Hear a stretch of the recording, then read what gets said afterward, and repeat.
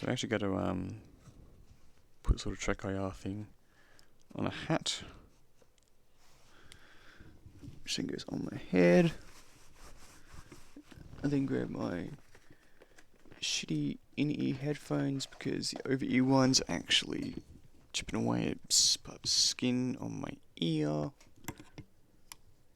which is fun. So we take that, we then plug it back in. Cool. Alright, let's open up. Oh, yeah, you want to actually show me the podcast and listen to?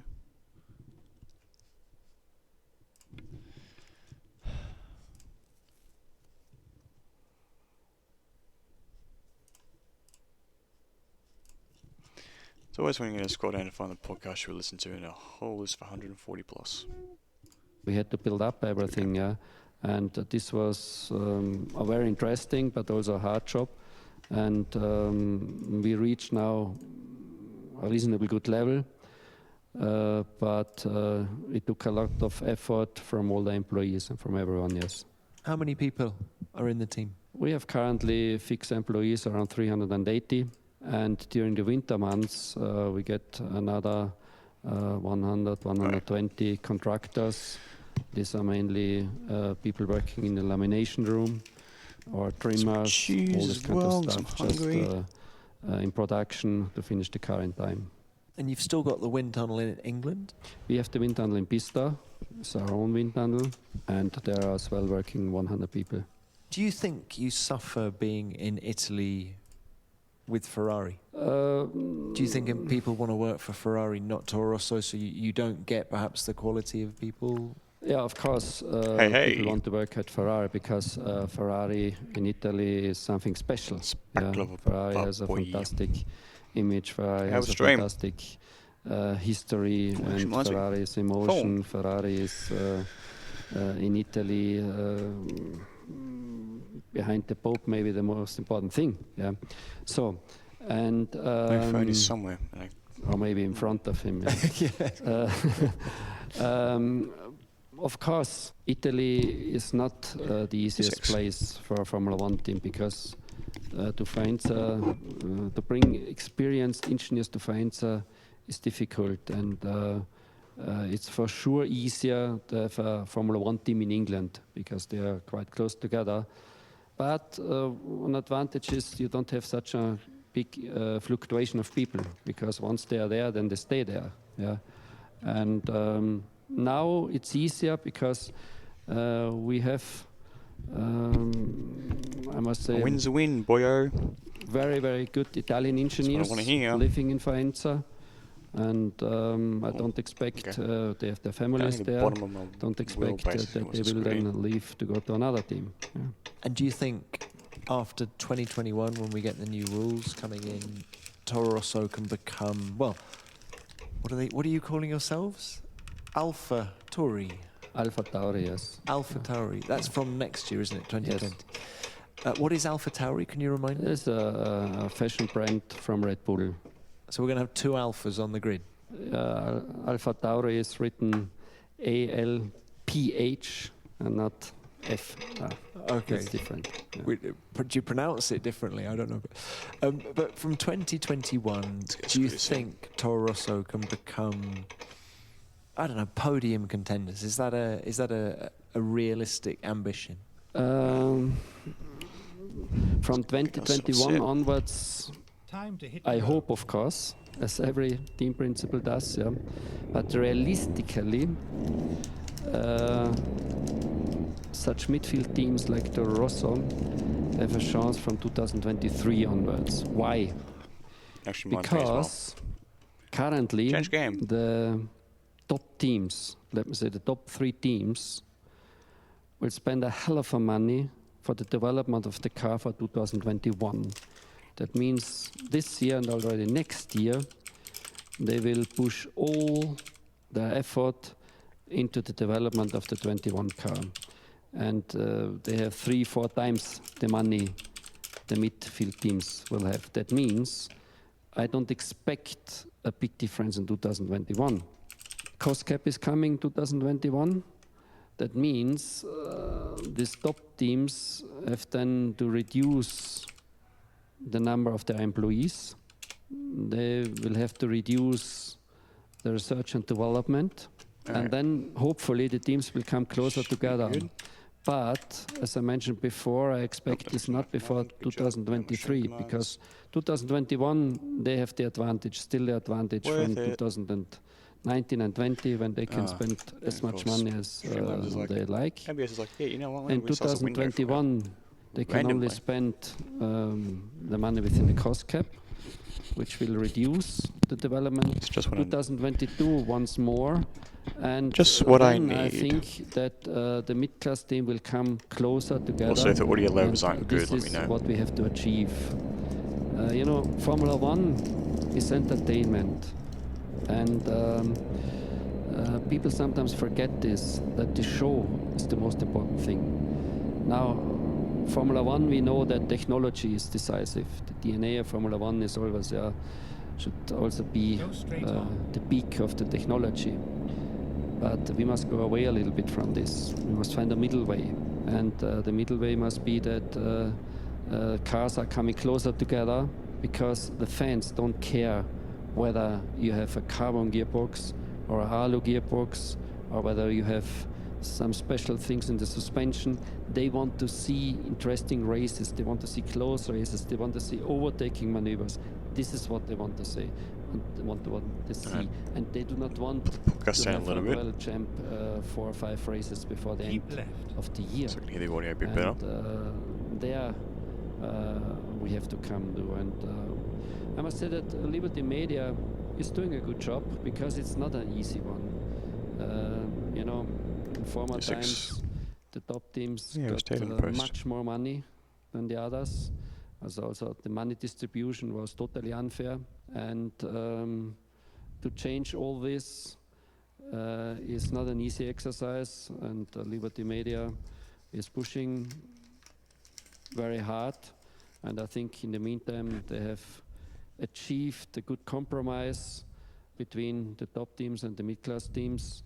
A, from the cost cap side, and B, also from the money distribution. And from the technical regulation and sporting regulation, we are also coming there. And yeah. Mm-hmm. And do you think Red Bull is committed to Formula One long term?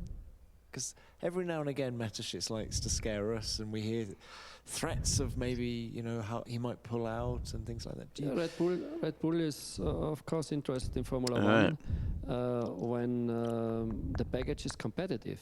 Red Bull is a brand who wants to win and who has to win, because they won 4 times the championship. Yeah, let's not forget this. And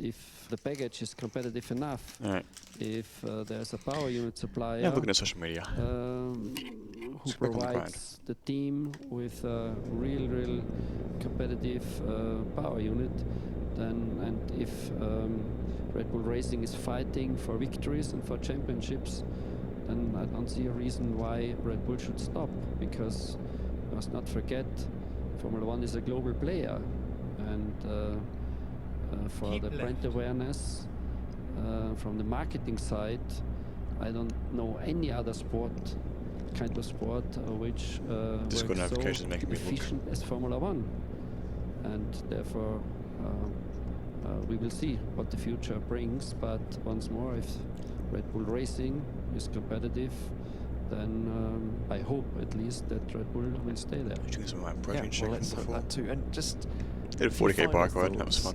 Franz, as you say, you're at school, you were an avid fan of Jochen Rindt. He's the reason you got into the sport. You then drove, you then worked for Willy Weber and BMW and Ralf Schumacher, and then you climb up the ladder. Is your view of Formula One the same now as a team principal as it was when you first got involved with Ralf all those years ago? Of course, now I see many things from a different point of view, because I have much more experience. But the love for Formula One is still the same. and I enjoy to come to the races. I like to see the cars. I many times go to the garage to see the cars because look There's to a car behind the me. details and how sophisticated everything Yeah, is. T1's running cruise control. And I like the races. Just Yeah, cruise along. Nothing has changed from this point of view. And of course, Formula One is Yeah, 71's alright. Not too bad. offers an environment which is changing very rapidly. And Not too shabby. Formula One is not only There he think of goes. motorsports regarding now technology, regarding the speed. Bye, buddy. No, it's also in many other areas like marketing, like communication, with social medias now, yeah, and you always have to bring you up to speed that you don't miss anything, yeah. And this makes Formula One so exciting, and I'm always looking forward for the next race, for the next season, and thinking what can we do better, where do we have to improve, find new people, do this, do that. Yeah. It's a never-ending story. And Formula One is a job for 365 I gotta say, days a jumping a year. B You dub can't was do really anything else. enjoyable. And that's its fascination. It is a never-ending story, isn't it? Yeah, it's the fascination. You know, it's That's my petrol. my wife 2,700 sometimes kilometers. says, Yeah. we have this shutdown during the summer months, and when she is coming with a catalog or something, and then says, so now you have to do a work, you have to do something different, go to holidays or whatever, because your hobby is stopped now, yeah. And it's for me, it's something special, and it's the passion to work in Formula One. For me, it's a privilege to work in Formula One. Yeah. Therefore, I never can understand when people are complaining about 21, 22 races or whatever. We are a race team, and this is our job, and that means to There's go new to as DLC many coming races out as from the- possible. Well, friends, Do that. your passion for Formula One is infectious, and I'd Gives you a love to reason to chat do to so. you. Thank you very much for your time. Okay, thank you.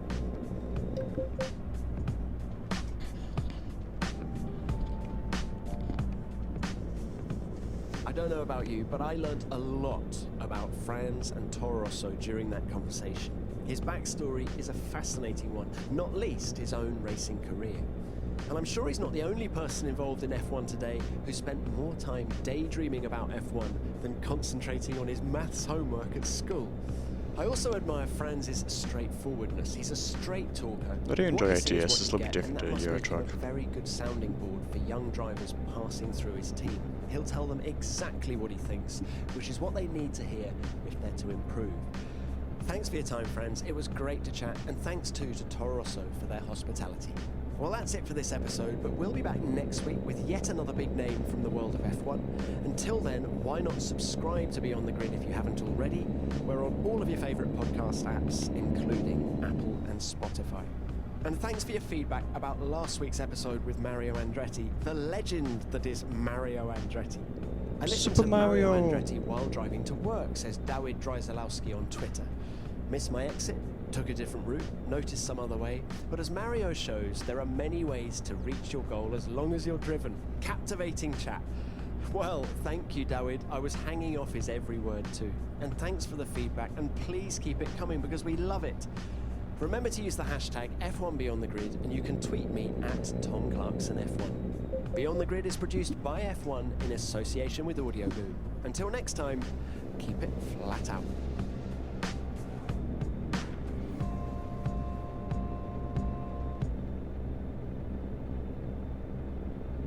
Hi, this is Mika Häkkinen, and you are listening to Beyond the Grid. It's Blind Finn. Hi everyone, and welcome to Beyond the Grid, presented by the new Bose noise-cancelling headphones 700. My name is Tom Clarkson, and my goodness, do we have a treat for you this week. Straight on. My guest is one of the fastest and bravest men I've ever met. His commitment in a racing car was stunning to watch, particularly on a qualifying lap. And he somehow came back from a horrifying accident at the end of 1995, not only to win races, but to win 2 world championships. I'm talking, of course, about the original Flying Finn, Mika Häkkinen. In short, Mika's been there and done it. He beat Ayrton Senna in the same car, ditto Nigel Mansell, He had some fantastic scraps with Michael Schumacher, a rivalry that began in the junior formulas way before they got to Formula One. And he found an inner strength after that Adelaide crash that very few people in the world possess. Mika's an inspirational figure, and he retired at the end of 2001 with the respect of the Formula One paddock.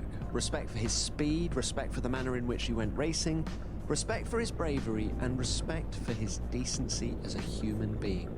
We sat down in Monaco recently, and the result was Mika as I'd never heard it I should before. actually look He was left engine like I was relaxed, turning. thoughtful, and very insightful. I hope you enjoy our conversation.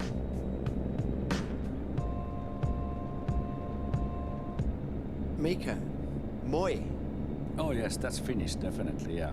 That is the extent of my finish.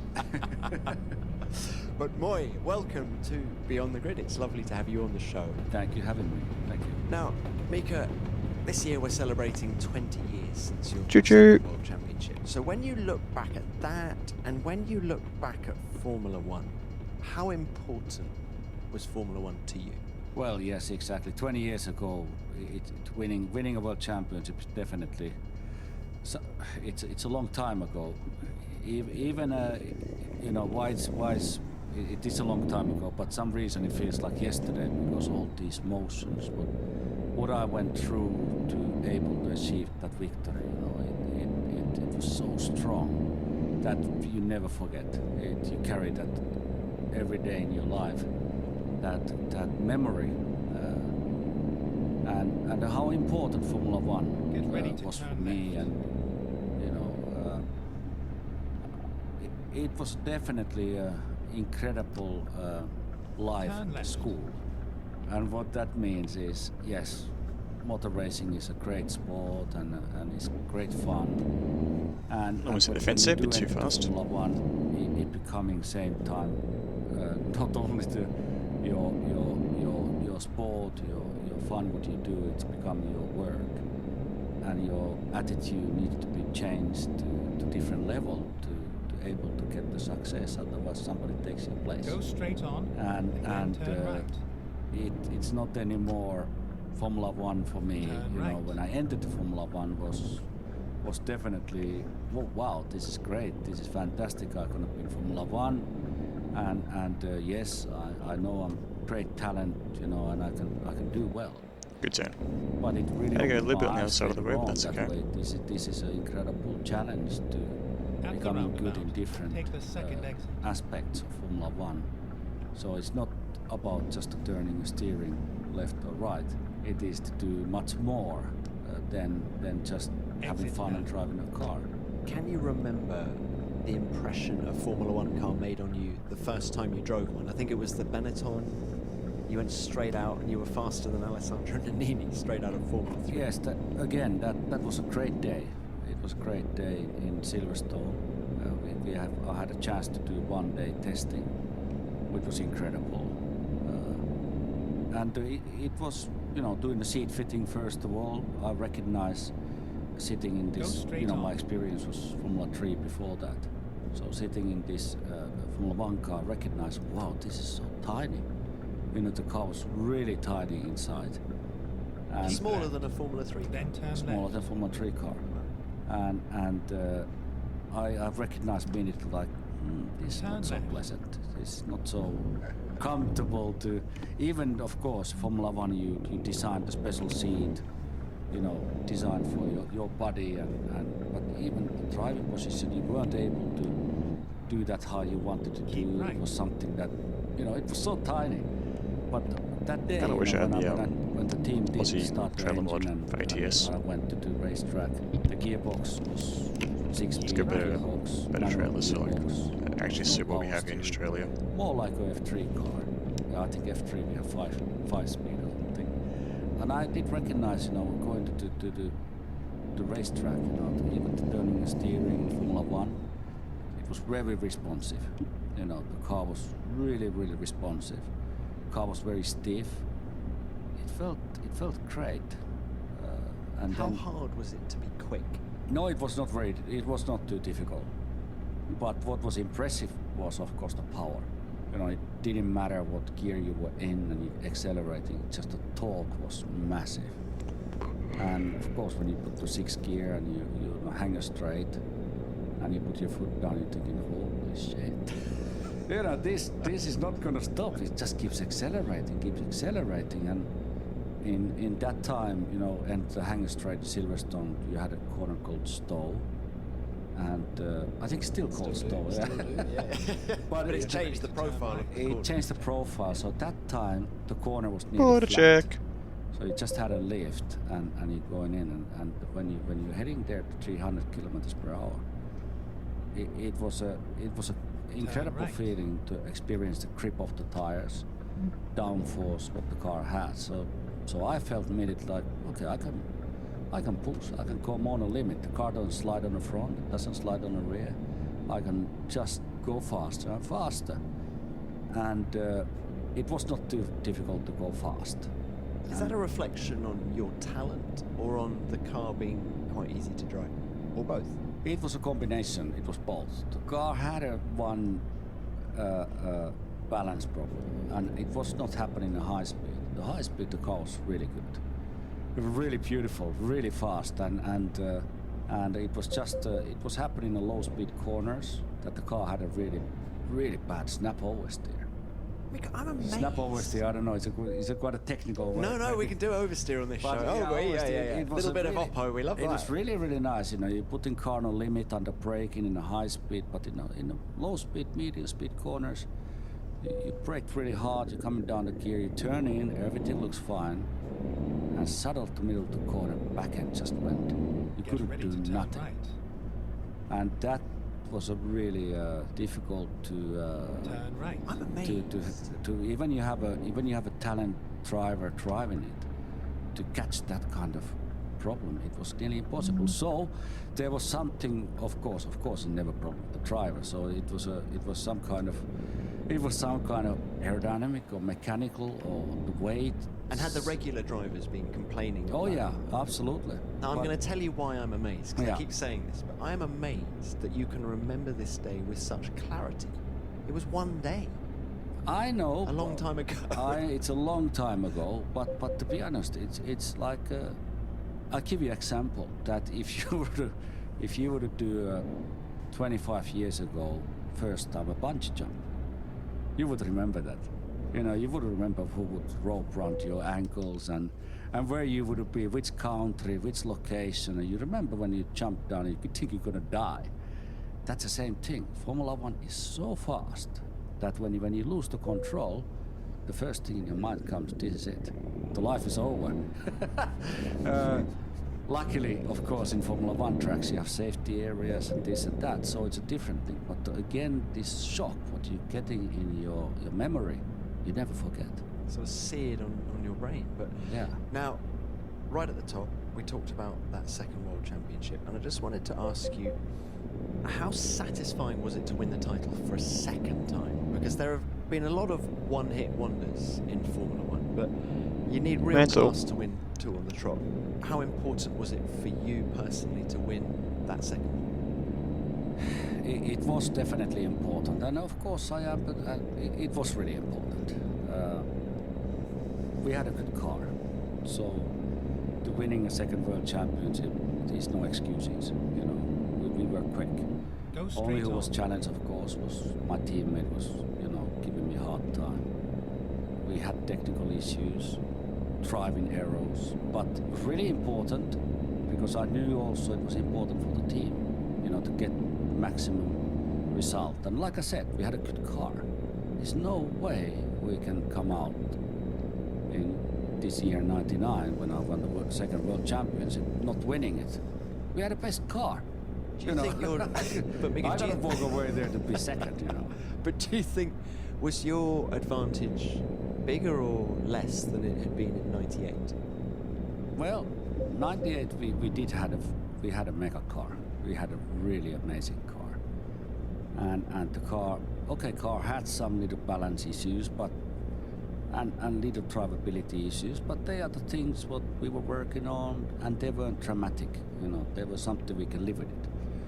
But '99, the regulations did change a little bit, and team same time They were really developing pick a up to car 80. in a higher level, taking some risks, materials. It's a matter of calculation, you know, because the teams want to make the car light as possible, so the materials getting thinner, and it brings certain risks. So the 99 car was really more difficult to drive. So Why was it more difficult to drive?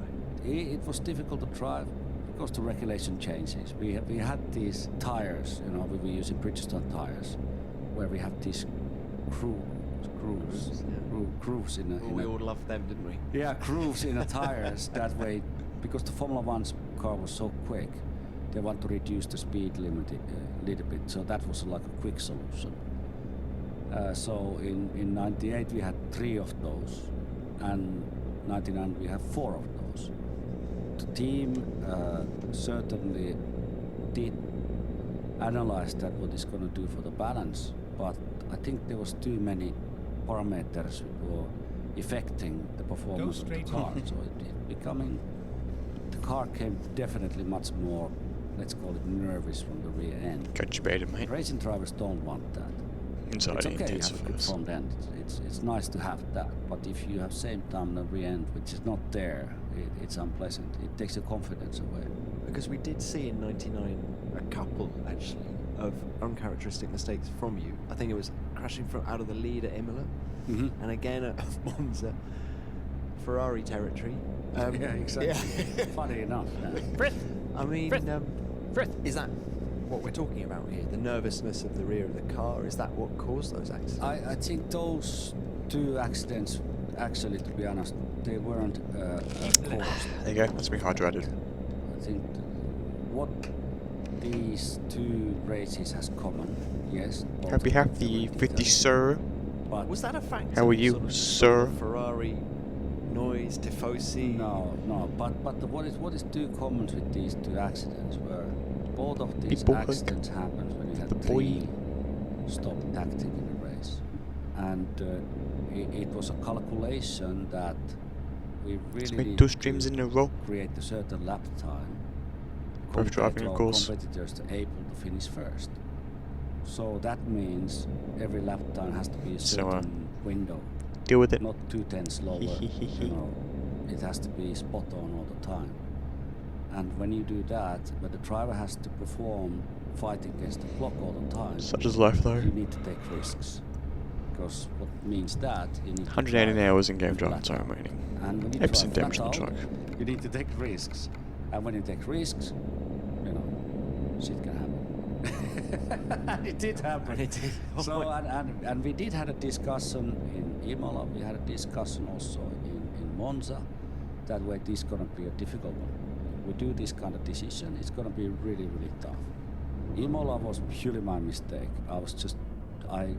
It was no doubt about it because I was just too greedy, pushing too hard on a curb and just going too fast.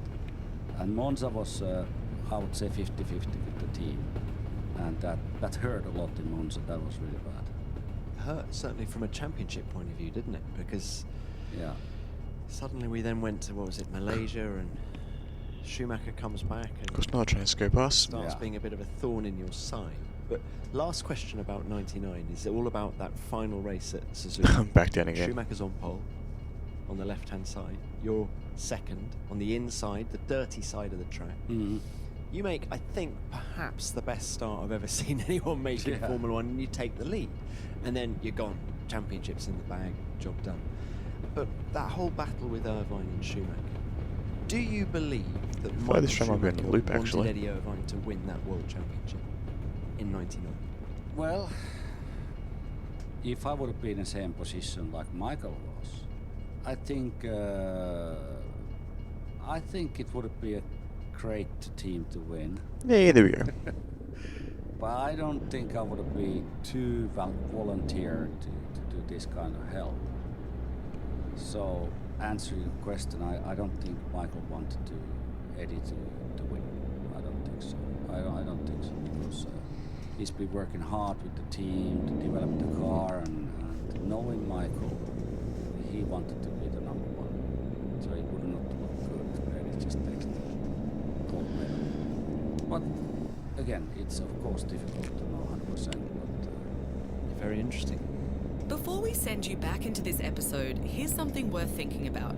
Oh, the Has ads. anybody ever sent you an inappropriate and unlawful photo or video? This sort of thing has happened to loads of people. You may not have asked for it, but what you do next could put you in serious legal trouble. Do you forward or delete?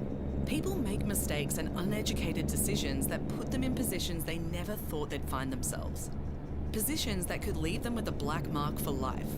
It can happen to anyone, even you. So if you get into any situation that requires criminal lawyers, speak to Doog and George. With years of experience, Doog and George can support you through the court process, tell your side of the story, and work to get you a fair result. If you've got a 60K question an about a hour certain recorded. situation, head to their website. It has a massive resource centre on all topics of criminal law. Doog.com.au. You deserve the best defence. Now let's talk a little bit about Schumacher, because he in a way over the duration of your career was, is it fair to say he was your biggest rival? yeah, I would say so. Yes. And how important was it for you and your motivation to have a rival as good as him? It was very motivating. It was very motivating indeed. You need competition. Let's say this way.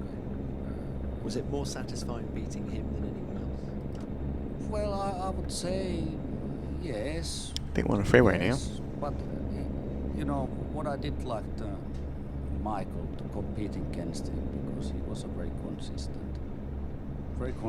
to race against. Even he was quite a tough one, quite a sometimes very aggressive to race against, but he was consistent and Consistently aggressive. yeah, yeah, that's the exactly correct way. Yes, You kind of So- knew what you were getting into bed with every time you went wheel to wheel. Yeah, I knew what was going on. But some drivers, one day they had this day, one day after that, so you never knew what was happening. So it was not pleasant racing. So with Michael, you knew what's going on, and yeah, Michael was the toughest and the most consistent. And I felt that if we go back on the big way on time, you know, we had a go-karting career, me, Michael in Germany, me in Finland. Then moving different categories. Michael had a great career in Germany, I had a great career in Jesus Christ, it was late. Except I did one race in Germany in Formula 3 That's why I hate that. when Michael was merging the stuff. championship. And we went there just for, you know, we were guest team to race there, and we did Keep beat right, everybody and in then Germany. exit right. And I think it left a really bad feeling to Michael. So when you because change your underpants. Michael was a really rising star in Exit Germany right. to be, you know, F3 winner, and then comes this team in England that shows everybody how the things should be done. You know, the team, of course, I drove West Side Racing with Dick Bennett, and it was a great team. We had a great car, so the whole package was in great condition. So it made the look German F3 really not good at all, Keep including left. the drivers. So I don't think the Michael was very happy. And we're moving on, of course, the World Championship race, what we call it in F3, Macau, and we had quite a great challenges together with Michael and me until we crashed in the 70. second heat. But Michael was able to continue, and I stopped, and Michael was the winner. So there's a little bit history on the background with disturbing our, not disturbing, but it was a thing what's going on in our mind a little bit when we entered the Formula One. So I did enter the Formula One a bit earlier than Michael did in a team which was not, unfortunately, was not in a good form. You know, in At terms the of budget, roundabout, in terms take of the first exit. performance of the car. Of course, I was also learning a lot, no question about that. Michael arriving in Formula Exit One left. 1.5 years later. And more roundabouts. But he went straight over the team, which was already not so bad, fighting in top 7 position.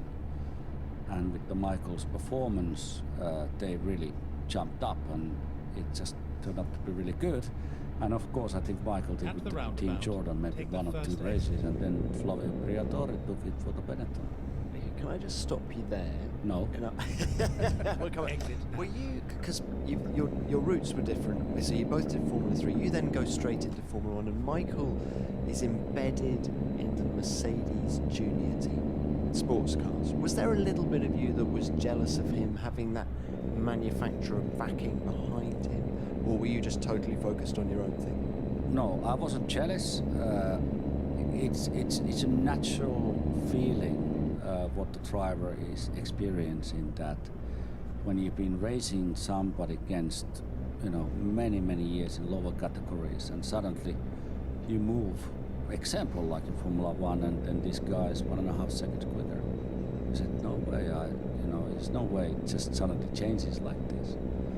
So it's not easy to handle it. But in Gonna put the Formula pace 1, up there's now. reasons why it happens. I was keeping my feet on the ground. I knew I was still, coming from the very small population from Finland. The financial package what we can bring from Finland is not so powerful than when you come from Germany. All the marketing reasons why you have a German Really? driver, it's better for the team than having Mr. Nobody from Finland. Take the third exit. That's gotta- No tolerance, no So leeway. there is a lot of many different aspects which are influencing the situation. So I was calculating in my mind, this is it, It's just dumb, to be keep honest. going, and we'll get you a right position. and Not even place. cops would do that. How influential was In Keke real life, they're just like, Rosberg hey, at this just point slowing down in on your this. career? Oh, super important and very influential. Not and fucking- Keke had his network. 0.01 kilometer over. Oh yeah, that's fine. They're not fucking in assholes. Formula 1 world, you cannot you just cannot sit in a motorhome and work with the engineers. You have to go around. You have to see the people. You need to talk to people. And everybody, straight on. every driver is a different personality. They have different needs. Yep. So that I'll sit at that 50 on the was way very through. important, very good for me. Keeping It's very rare to have a speed limit network, below 50. contact with the people, analyzing what was happening with the market. So that was really important. So I got opportunity to focus on my main work with the team, with the engineers, and improving myself to be a better racing driver. And Keke did the talking and the... Could you have made it without him? Well, to be honest, no. No way. Well, I think there could be a possibility to enter the Formula 1 one way or other, but I don't, it's such a complicated straight on. puzzle that you have to calculate non-stop. What is the next move, and you cannot live in that day. You really have to see really far what's going to happen, what the people are going to do, and what the whole Formula 1, what they're going to do. It's not just thinking about to go to the next race. Now back to Schumacher. What do you think were his strengths and weaknesses as a driver? Well, Michael had a very good technical knowledge, that for sure, and I think that was a very It's a important little bit hard, man. element. Physically very fit driver indeed. I was gonna take a quick break and then back in about 5 minutes.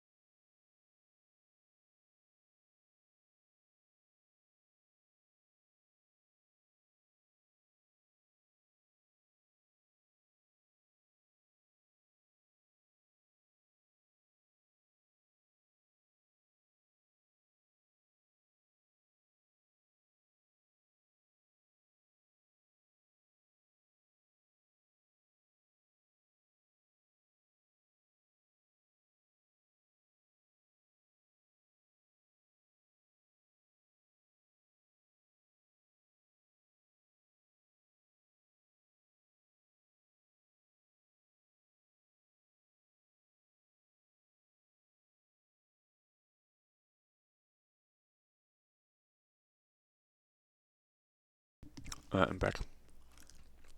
Get back into it. And then one thing what he did have, but it's not maybe because of him, but you know, in those days when I was Let's racing, get the hat. when he was racing with Check Ferrari, IR. they were testing in Fiorano. They didn't have a what time the track is opening or track closing. You know, they were just there flat out as much as they want. Their own track for Ferrari. And we had to go to Silverstone to testing with opens at 10, closes at 12, opens at 1, opens at whatever. It's really Finishing at 5, so you have actually, if you started your installation up in the morning at 10 o'clock and then you had some kind of failure in the engine, it takes 3 hours to change everything, so you lost half a day. And you really felt at the time that Oh my that gave God. them a massive advantage. Oh, massive. I mean, you know, if we would have run from 8 o'clock until 8 o'clock in the evening, Actually, remember, didn't Ron try and buy Liddon Hill, which Yeah, is a little I- racetrack in the southeast of England? yeah, absolutely. It would For that reason, he wanted his own Fiorano. Absolutely. It would have made a massive difference in the development Go of straight the on. car itself, the drivers, including mechanics, practicing the real for the tire changes or refueling, whatever. You know, it would make a massive difference. I think it would bring also the drivers, the team closer, you know, the mechanics closer. Everything would have improved through that. A lot of So speed that was zone. one of the big things changes. that Michael had a big advantage. What about Michael's weaknesses? What did you pinpoint? Because I'm sure when you're racing against a guy, you have to weigh up in your mind, don't you, what their strengths and their weaknesses are. You've listed the strengths. What do you think were his weaknesses? Well, he did not have too many weaknesses, to be honest. But how would I say? Is he got a long pause now? I try to think the weaknesses. There was not too. There was not too. There was not He too. won 91 Grand Prix, didn't he? You know, I think Michael knew that he's quick and he knew what he was doing. But I think Michael knew same time I'm fast and I know that. And I think At the Michael roundabout, saw take the when he first saw exit. me that way. Mika thinks he's quicker than me. So it was a Exit little plan. psychological game there. But I think Michael showed a lot of Easy turn. confidence outside. But I don't think inside he confidence was lacking quite often. And you can see that. Well, I saw that when it's happening, and that was the time I attacked. Anyway, I mean, I have an enormous respect of the way he was working on with the team and developing a car together and able to achieve what they did. It was incredible. But he didn't do alone that, you know, he had a great team around him. But I felt he has a Go lack straight of on. confidence. You know. But difficult to say when you're driving on a racetrack. I think he did some desperate moves sometimes. I felt, you know, when you're racing out there and you clearly you are slower than somebody else, you don't do this kind of maneuvers, you know, when you are really slower, because it's Keep left. ridiculous. So I felt that was something to do that way. You don't. The season is long and there's a lot of races, so one race not gonna end of the day is not gonna change the whole. It's longer now Were you because the calendar. surprised by Adelaide 94 when he Keep left. crashed with Damon Hill, or Jerez 97, the race that you went on to win actually, but when he crashed with Jacques? Were you surprised by those maneuvers? No, not at all. No, it was the last race. It was about the championship, so I understand that. I think easy to say. I would do the same, but I would not at this level. I would not do that in Formula One. It would be definitely too obvious to do something like. You can play some tricks and try everything in this world, but you don't crash into somebody. I think that's too much. I mean, you can do some naughty stuff out there. It's a little better than that actually as well. Do something which is not so following the rule book, you know. But Go crashing straight into on. Brake somebody. testing, that kind of thing. No, I would not even do that because that's dangerous. That's basically crashing. What but do you mean? Well, there's What's your box of tricks? What well, did you can always do some tricks because some places you just simply cannot overtake. You know, Just so have to you get can, a little further and you can do driving with add only more to the map. 70% and just tease the driver behind. That way they will lose their nerves. You know, like what Michael did for me in '99 in Malaysia. I think he did. You know, so you can do that quite easily. It's not shown on the television, but it's really nasty for racing driver to perform behind the driver like that. So Michael Keep couldn't do right. that. And then And exit right. if I would have been in the same position, I would have do the same. Ames. With Damon, of course, was different. Hello, because cutie. we had different positions Exit in right. a race. But, No, so what I'm using is actually called Track IR. So it's actually an infrared sensor sitting above my main monitor.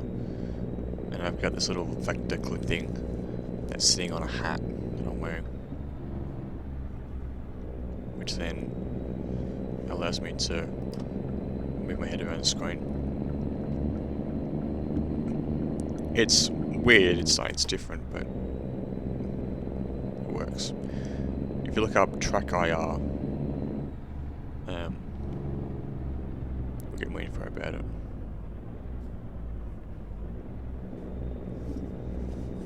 I did originally have one for the headset, but like, that's broken. Go straight on. And the headset's also like, starting to like kind of eat into sort of the left side of my ear. So I don't know if it's just the headset itself getting old or I'm wearing headset too much. So I'm now using a crappy pair of headphones, so earpieces, and around the Track IR off the cap. It's an annoying solution in situation.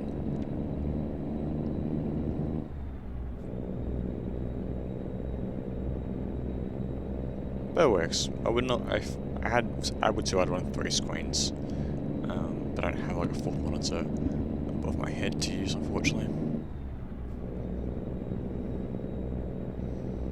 Oh, I didn't do that in the Bathurst races. Like, it's fucked that. That's when I borrowed. Get ready to turn. Because I actually donated one of my old monitors to my parents. Because they're using it. Turn left. So sometimes I take it back as a 4th monitor.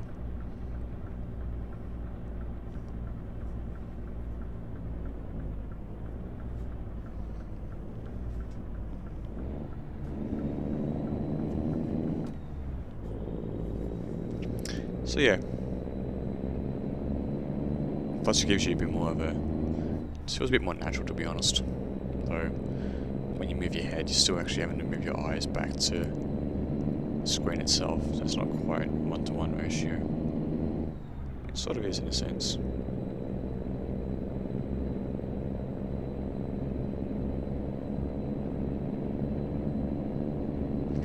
Like, I'm looking at the mirror right now and it's not even center, so I know. That'd be different. I can have like 6, I think. 5 on my GPU and 1 on my motherboard.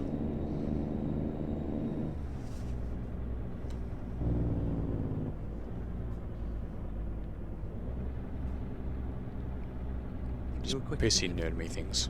Of course.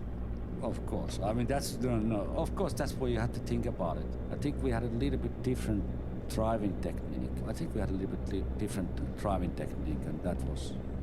I think that Michael was technically very good in low speed, and I felt I was technically maybe a bit better in high speed. But nevertheless, it was okay.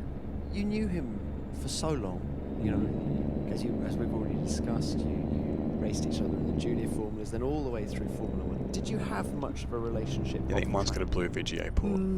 I can use. We did try to hang around. We tried to be friends. Never did to next Pascal. But it just Go didn't work straight out. Not quite the base. No. Yeah, It cool. didn't work out. I tell you. Just because the rivalry was too intense. The rivalry maybe too intense or something. Something didn't match, you know. When you retired, did that change anything? Well, when I did retire, Michael did continue racing, and it really didn't change. It's really sad, in one sense. But it's okay. There was still So what a certain good basic respect, system would actually be inner pretty cool. Respect that we knew each other, our abilities of motor racing, and Michael was taken very Yeah, it depends. seriously. His- Depends where the slot is. his Like driving, when his GPUs is work, below, like it's normal. where like And I have a different the Ethernet way of cable, the working, USB ports, and and, everything sit. I think that maybe didn't fit to his way of looking at things. So there's and this vice connects to versa. the actual motherboard Because itself, if you look at the Formula One, whereas and everything even else today it's goes harder, through you know, it's so many Grand Prix. GPU. You know, it's a tough environment. It's a month longer now, I guess, from when you were racing, isn't it? Yeah, it's really amazingly. It's very impressive to see the people to able to do this kind of challenge to travel around the world. And it's not only traveling around the world, but it's also doing performance physically at the Grand Prix to perform. You know, to have certain rules what you have to follow. One last thought on Michael. Spa 2000. You've talked about it a lot. Was that in some way a definitive moment in your relationship, in that he did the dirty on you the lap before, tried to put you on the grass going up to Lincoln, you then get him the next lap? Was that in some way definitive in your mind? Was there some unspoken message that manoeuvre spoke to Michael somehow? Well, we had a little bit similar incident in the similar racing Keep right. situation in Macau 1990 when we were racing Formula 3, and I knew Michael's way of not Yeah, able it's probably to CPU, to feel be honest. behind the Michael. Not, you know, he has certain way of protecting his position, and I just and wanna upgrade Spa mine at was some doing point. the same thing. I mean, So- i5 So 8600K. it's very, it was an incredible situation. I mean, the racing when you go 300 Yeah. kilometers per hour and you're really following You know what's up to things as they somebody come along. and you know you're much quicker and you're ready to overtake and somebody just pulls front of you and Pretty sure my opens to CPU is go next thing to be across, updated. you know, in 300 kilometers per hour. If you go 300 kilometers per hour in Formula 1 on the cross, you will crash for sure. I'm sure listeners and you know, you have experience when you're driving your road car and suddenly somebody pulls front of you and you go like, oh my god, what the person is doing, you know? So imagine if in a Formula 1 car in this situation you go 300 kilometers per Go hour and straight somebody on. does that. It's something what you Keep left. and what I understand that way, it can happen accidentally. That's why you don't look at your mirrors. But when it happens, you know, 3, Keep 4 left. times, and person knows exactly what he's doing, it can be quite annoying. And that speed, 300 kilometers, if you crash into somebody in that speed, you know it's gonna be a mega accident. And the me avoiding this kind of situation, going across, I couldn't have a mega accident. So Michael was pretty tough with that. So unfortunately, I was able to then luckily overtake him because there was a slow car in front of us who was driving middle of the racetrack. So it gave me the opportunity to overtake. Do you think you would have got past him without Zonta? I think so. I think so. I think I would have forced the situation that way. I wouldn't do it. Just, you know, I think it would have happened. But this definitely gave me a really good chance to do that without making a mega risk. There's that wonderful bit of footage after the race where you look like you're lecturing Michael. You've got your hands up like I'm doing now, sort of. I think, what were you talking about? You were talking about that specific manoeuvre, or were you telling him he was a naughty boy? Or? It was exactly explaining that way, you know, in this speed, you know, you cannot play the games like this because he's fighting against a double world champion.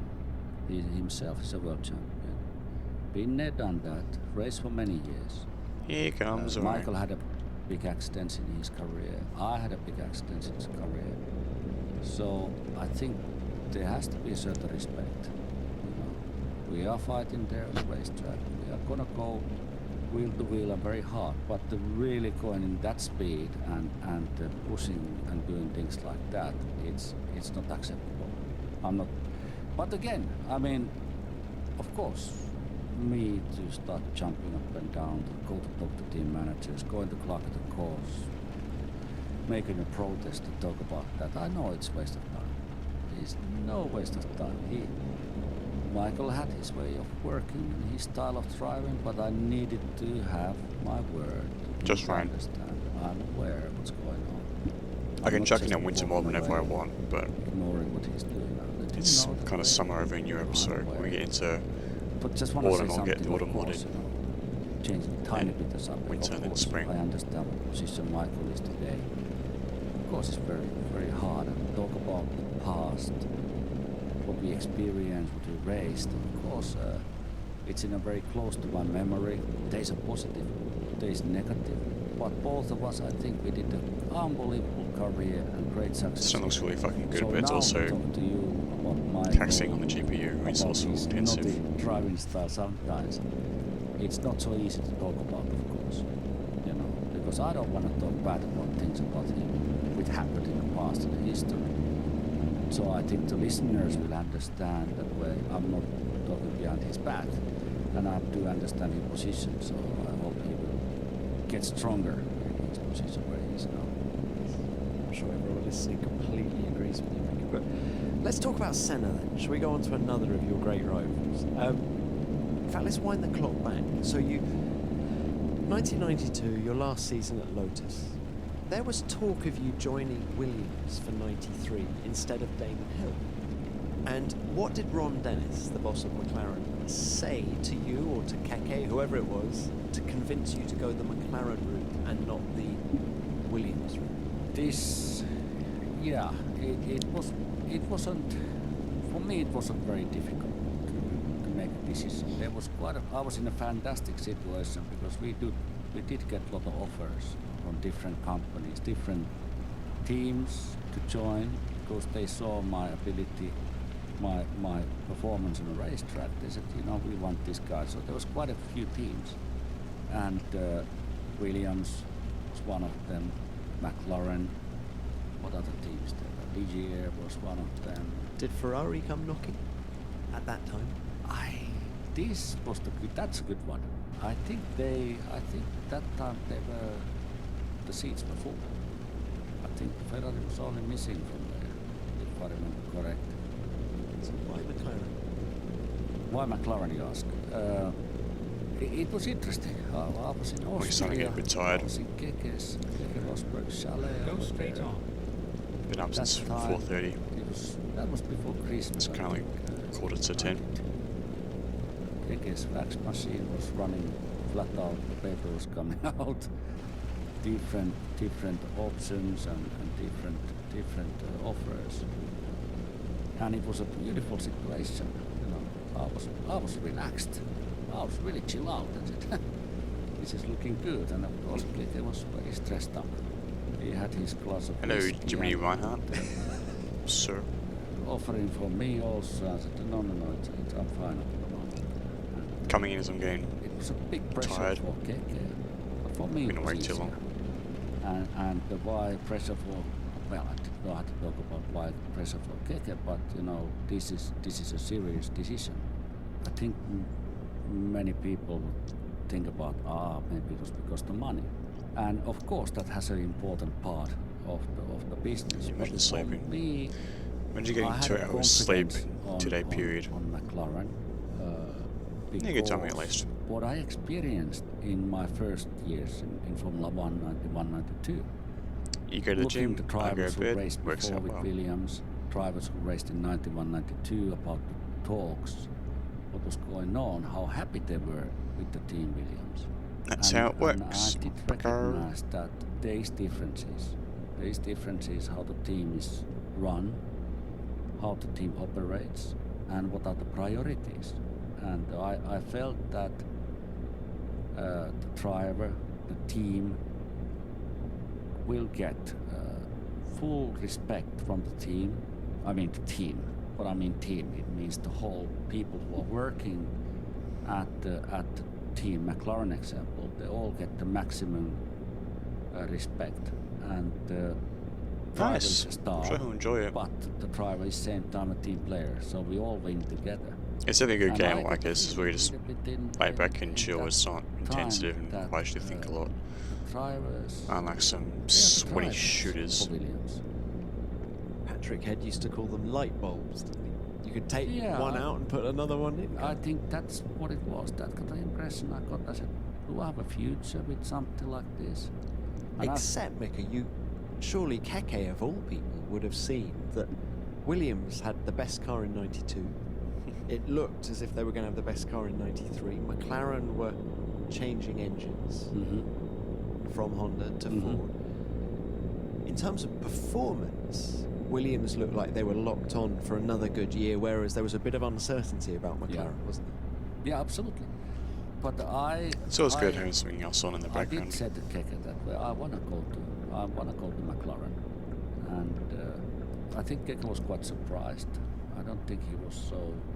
He did ask me, the reason why you want to do that, why you want to go there, and I did explain the exactly same thing that that's what I feel, and I feel that in McLaren it's a very, very strong history, and the drivers are treated differently, and I think it's very important. The driver needs massive confidence, I think the racing drivers are quite a complex. Yeah, I played that for a bit. It was a little bit Bit confusing, spoiled. the controls and stuff. But they do need a great confidence push all the time.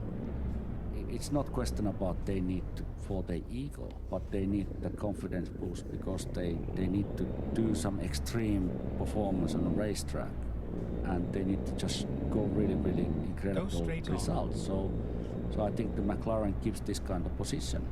How much did you want to test yourself against Senna? I didn't have a problem with that. To me, Keep to right. when I Then did turn start right.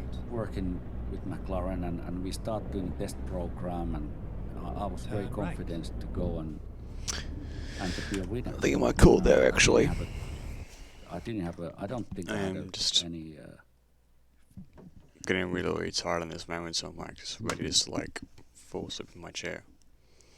That feeling just like everything just goes blank and stuff, and you're like, yeah, I need to close my eyes. So yeah, 2 streams in a day. Good job, me. I might stream tomorrow, it depends. Get a short bike ride at least, which is good to help body sort of recover a bit.